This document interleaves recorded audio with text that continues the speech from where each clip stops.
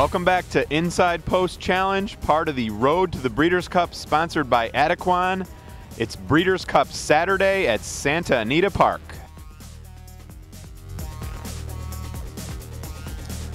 Hi everyone, I'm Tom Law. I'm joined in the Santa Anita Park paddock again by my man Ed DeRosa here. It's Breeders' Cup Saturday, Ed. Sun is shining. I think the sun's always out this time of year in Southern California. Seems like the sun is out no matter what on Breeders' Cup Saturday.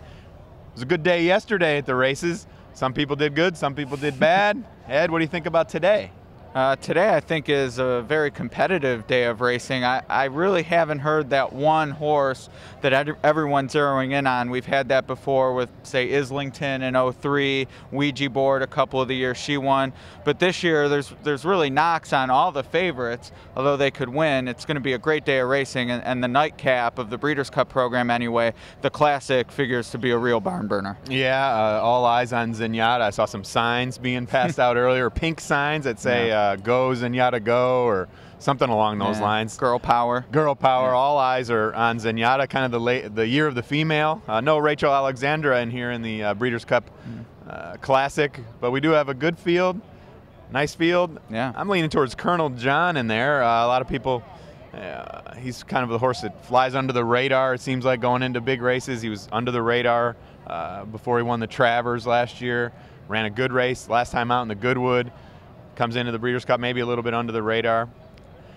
It's going to be tough to beat Zenyatta in, though. I think the price will be right on Colonel John. The price will be right on a lot of horses. Really, all of them have run fast enough to win this at their best. So for me, it comes down to which variables are working in their factor.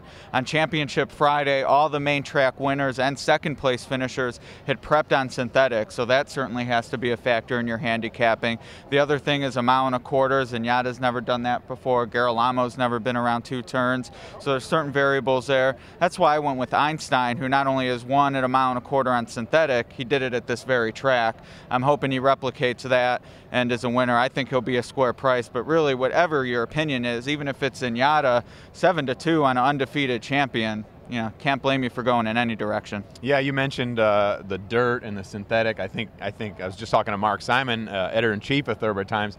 He made a point that until the dirt horses prove that they can win prepping on the dirt in the synthetic, you got to throw them out. So yeah, absolutely. I guess maybe that could be one angle you could look at. You know, it's going to be a very, very tough day. The Breeders' Cup Sprint, you got a couple horses in there that have all prepped on synthetic. Yeah. Fatal Bullet, Sensational, certainly shapes up a great, great race. Going to go back to the turf a little bit. A horse that I really like in the mile is Just Enough Humor. He ran in a very, very boggy course at Keeneland last time out. Really, really likes firm going. Got to have firm going today. The race is very, very firm yesterday out here, and hopefully that sets up for him. Yeah, that's another race. I mean, Goldacova, the favorite, certainly there's some knocks there. Just Enough Humor is one I'm definitely going to be watching, and Gladiatoris is one I like at possibly 15, 20 to 1 odds. Godolphin failed to win a race yesterday, but I think they still got some strong bullets left, particularly on the turf in that race. He's the right price, but again, it's a matter of I couldn't blame anyone for taking a stab, especially if it's against Goldacova. Another race I also like is the Breeders' Cup Juvenile race I've been following all year. Looks like looking at Lucky in there for Bob Baffert. He is breaking from the extreme outside post in there, so Baffert was a little bit lucky.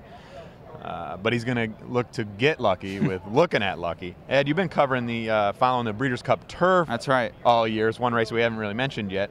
Who do you like in there? Well, I like Precious Passion from a price and story standpoint, from New Jersey, 6-year-old gelding.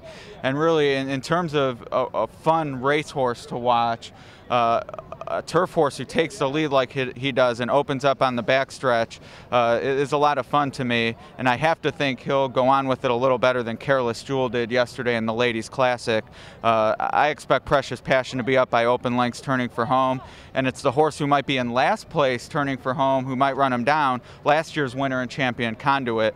I think the turf is going to be one of the most competitive races on the field in terms of where they are at the wire. Yeah, I picked Conduit in the paper, so we'll see how that shakes out. Get things started early with a price. I'll give you a price horse to look at. All right. The Turf Sprint.